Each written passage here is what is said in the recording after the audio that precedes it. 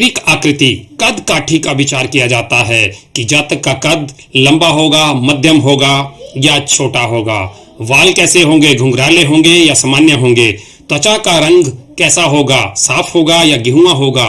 जातक जीवन में कितना मान सम्मान प्राप्त कर पाएगा या जातक। हरिओम दर्शकों, मैं आचार्य अश्विनी शर्मा ज्योतिष एंड हिंदू धर्म में आपका स्वागत करता हूं। पिछले वीडियो में हमने जाना था कि कुंडली के द्वादश भावों को किन किन नामों से जाना जाता है, जैसे लग्न को तनु, शरीर, प्रथम भाव, केंद्र, त्रिकोण आदि नामों से जाना जाता है। आज का हमारा विषय कुंडली के द्वादश भावों में कौन से भाव से किस किस विषय का विचार किया जाता है। आइए शुरू करते हैं आज के इस वीडियो को, लेकिन उससे पहले इस चैनल को लाइक, शेयर, सब्सक्राइब करें और बेल आइकन पे क्लिक करें। कुंडली के प्रथम भाव को लगन कहते हैं। लगन से शारीरिक आकृति कद काठी का विचार किया जाता है कि जातक का कद लंबा होगा, मध्यम होगा या छोटा होगा। वाल कैसे होंगे, घुंघराले होंगे या सामान्य होंगे।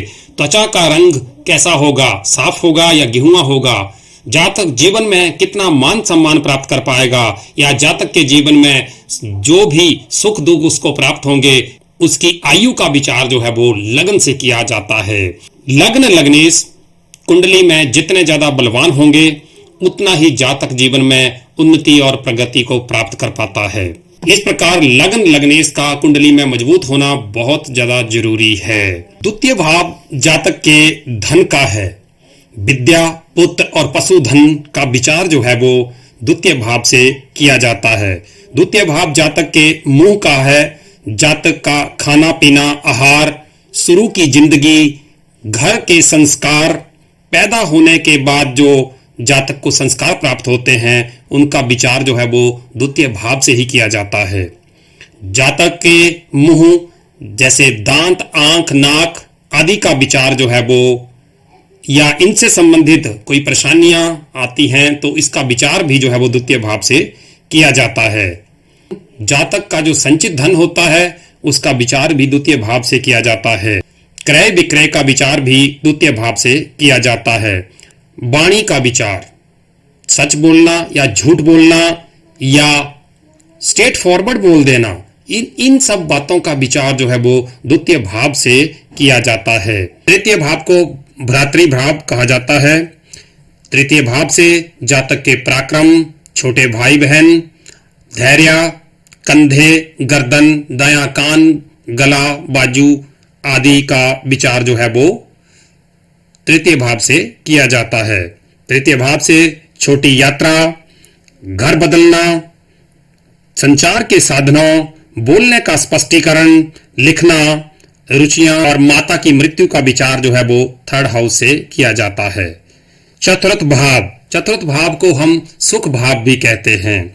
इस भाव से माता, मन, वाहन, भूमि, कृषि, बाग बगीचा, घर, मन, विद्या एजुकेशन की बात हम अगर करते हैं तो यहां से हम 12th लेवल या ग्रेजुएशन लेवल की विद्या का जो है अध्ययन यहां से देखते हैं। और प्रारंभिक शिक्षा जो है वो हम द्वितीय भाव से देखते हैं। द्वितीय भाव हमारे परिवार के संस्कारों का भी है और प्रारंभिक शिक्षा का भी है, तो उसका विचार हम द्वितीय भाव से करते हैं। चतुर्थ भाव जनता का भी है, खुशी का है और छाती, फेफड़े तथा स्तन आदि का विचार जो है वो चतुर्थ भाव से किया जाता है। अगर चतुर्थ भाव में शुभ ग्रह विराजमान हो तो जातक को भूमि, वाहन, माता का पूर्ण सुख प्राप्त होता है। पंचम भाव को हम सुत भाव के नाम से भी जानते हैं। पंचम भाव से संतान, बुद्धि, लॉटरी, विवेक, ईश्वर के प्रति विश्वास, मंत्र विद्या और मनोरंजन आदि बातों का विचार जो है वो पंचम भाव से किया जाता है। प्रथम संतान का विचार भी पंचम भाव से किया जाता है और पंचम भाव से हम मानसिक बीमारियां, लीवर, पेट से संबंधित बीमारियों आदि का विचार भी करते हैं। पंचम भाव हायर स्टडी का भी है। पंचम भाव का स्वामी यदि केंद्र त्रिकोण में शुभ ग्रहों के साथ विराजमान हो तो जातक जो है वो उच्च शिक्षा प्राप्त करता है। छठे भाव को हम शत्रु भाव भी कहते हैं। छठे भाव से रोग ऋण रिपु का विचार किया जाता है। जातक के रोग, कर्ज, चिंता, शत्रु, चोट, कष्ट, व्यसन आदि का विचार जो है वो छठे भाव से किया जाता है। छठे भाव से ही मामा, मासी आदि का विचार भी किया जाता है। सप्तम भाव को हम जया भाव भी कहते हैं।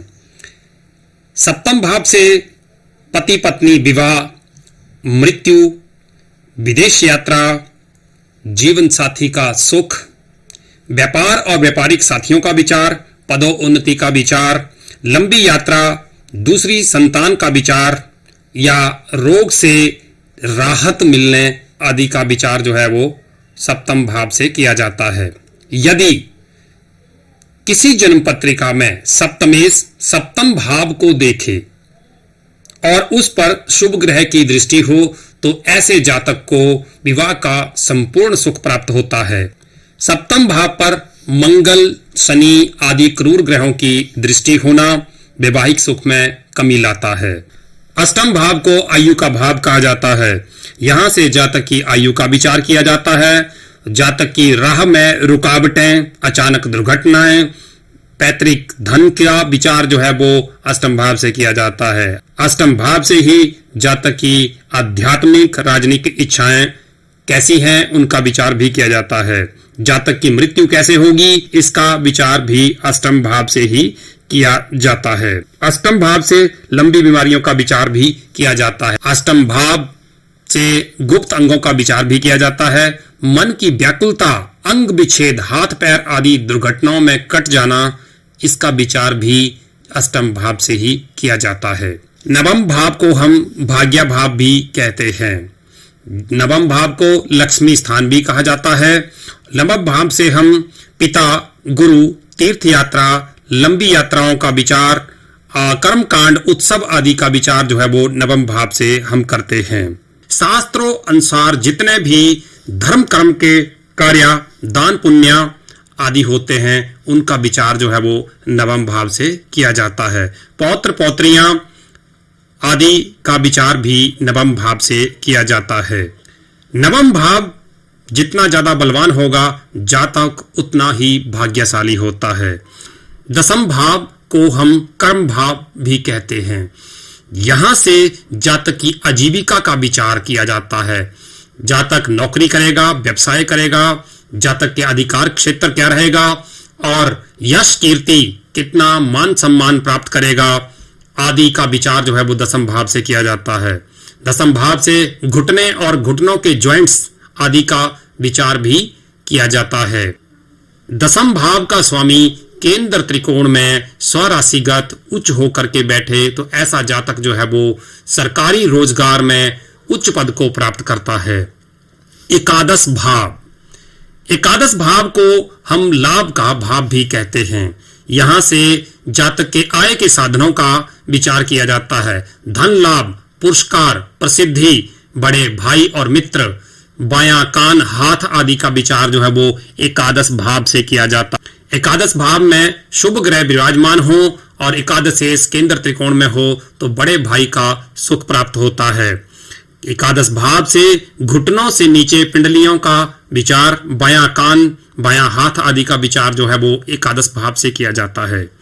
द्वादश भाव व्यय भाव के नाम से जाना जाता है। धन का व्यय, निद्रा, शयन सुख, मोक्ष, वैराग्य और विदेश यात्रा तथा जेल का विचार जो है वो द्वादश भाव से किया जाता है। शारीरिक मानसिक बंधनों का विचार भी और हॉस्पिटल आदि का विचार भी जो है वो द्वादश भाव से किया जाता है।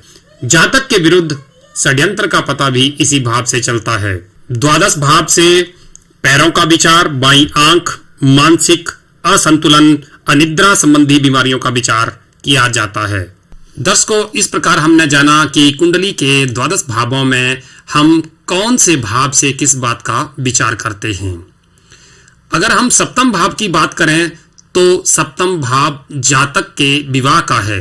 जातक का विवाह कौन सी दिशा में होगा, जातक की लव मैरिज होगी, अरेंज मैरिज होगी, जातक को वैवाहिक सुख कितना प्राप्त हो पाएगा आदि बातों का विचार जो है हम सप्तम भाव से करते हैं। तो दर्शकों, ज्योतिष सीखे कार्यक्रम की निरंतर प्रगति उन्नति के लिए इस चैनल को लाइक शेयर सब्सक्राइब करें और बेल आइकन पे क्लिक करें। मिलते हैं अगली वीडियो में राशियों के अध्ययन के साथ। तब तक के लिए हरिओम।